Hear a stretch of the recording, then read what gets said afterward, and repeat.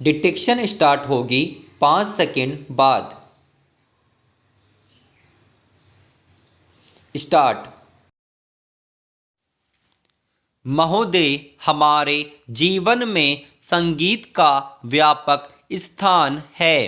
भारतवासियों को अपने प्राचीन युग से अथवा अपने पूर्वजों से शास्त्रीय संगीत के रूप में एक बहुमूल्य निधि मिली है। हमारे पूर्वजों की दृष्टि में संगीत का ध्येय आध्यात्मिक साधना था और उन्होंने संगीत का इसी आदर्श के अनुकूल विकास किया।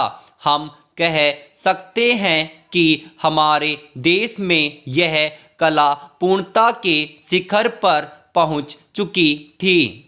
संगीत के ध्येय के संबंध में आज हमारे विचार चाहे कुछ भी हो, यह सभी स्वीकार करेंगे कि इसमें सामंजस्य की ओर ले जाने वाली और व्यक्त जगत से ऐक्य का आभास कराने वाली शक्ति निहित है। संगीत के वातावरण में ही नहीं बल्कि श्रोताओं और गायकों के मन में भी सामंजस्य की उत्पत्ति होती है। संगीत के उच्च ध्येय और व्यापक प्रभाव के कारण ही प्राचीन काल में भारतवासियों ने संगीत को जनसाधारण के सामाजिक तथा सांस्कृतिक जीवन में ऊंचा स्थान दिया था।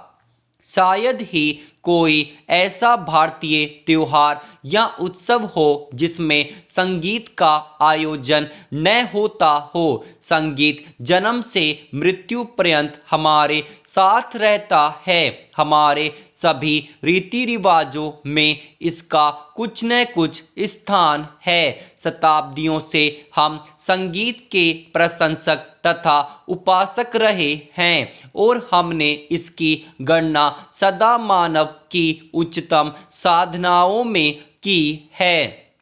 काल के प्रभाव से हम लोगों की रुचि में काफ़ी परिवर्तन हुआ, परंतु शास्त्रीय संगीत उसी प्रकार बना रहा। उसमें कोई विशेष और मौलिक परिवर्तन नहीं हुआ। मुसलमान बादशाहों और अमीर उमरों के द्वारा संगीत को केवल प्रोत्साहन ही नहीं मिला, इसमें समयानुकूल हेर फेर भी हुए और आज विशेषकर उत्तर भारत के संगीत ने उसी युग से प्रभावित और बहुत अंशों में अनुप्रमाणित होकर अपना नया रूप ग्रहण कर लिया है। पर जो भी हेर फेर हुए वे हैं ऊपरी पोशाक मात्र ही। भारतीय संगीत शरीर और आत्मा से अभी भी वही प्राचीन शास्त्रीय संगीत बना हुआ है।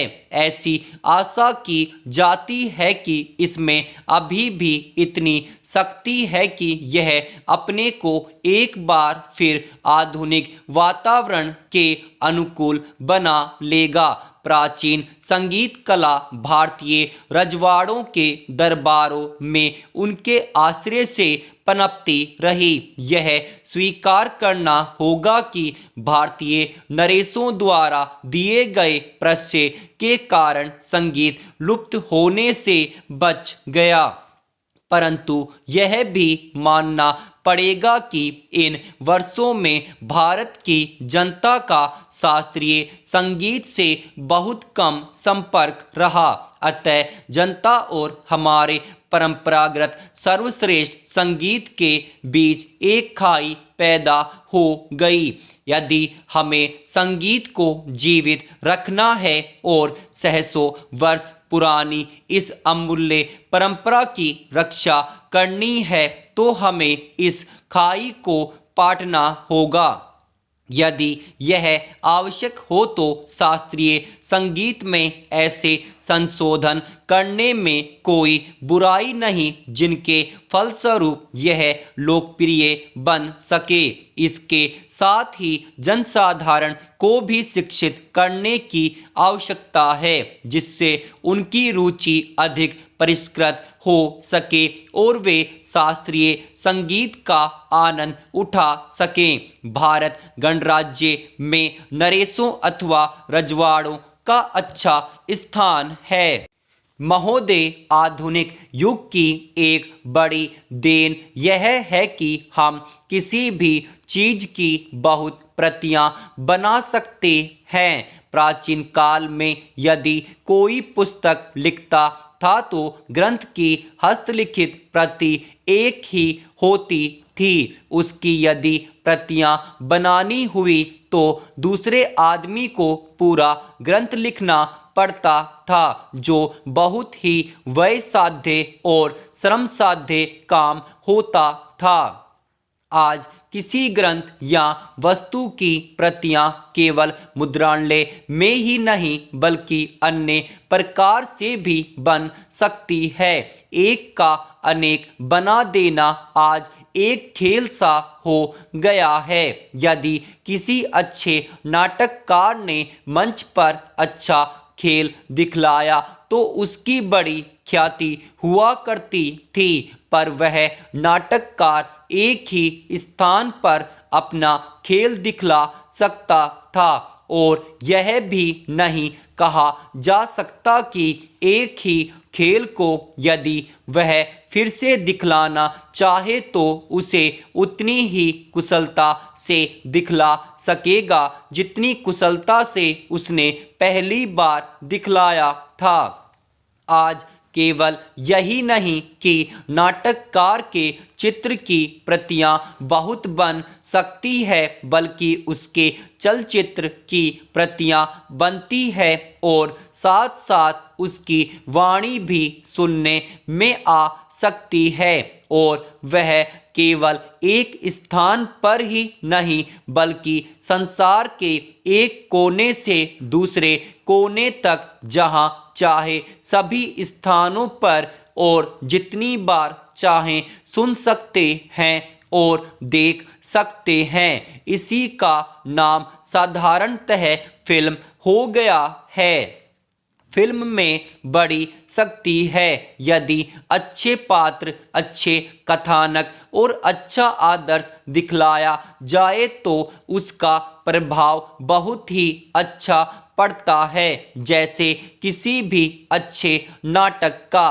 पर वहाँ भी यदि कथानक दूषित हो, पात्र चरित्रवान न हो और गतिविधि उनकी ऐसी हो जो समाज अथवा व्यक्ति को ऊपर उठाने के बदले नीचे ले जाने वाली हो, तो उसका प्रभाव उतना ही बुरा पड़ता है।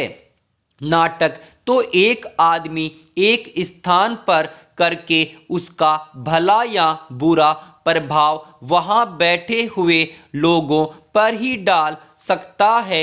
दूर दूर के लोगों तक उसका प्रभाव नहीं पहुँच सकता, पर फिल्मों में भला या बुरा करने की शक्ति कई गुनी अधिक हो जाती है। किसी फिल्म की जितनी प्रतियां बना ली जाती है उतना ही उसका प्रभाव भी असीमित हो सकता है।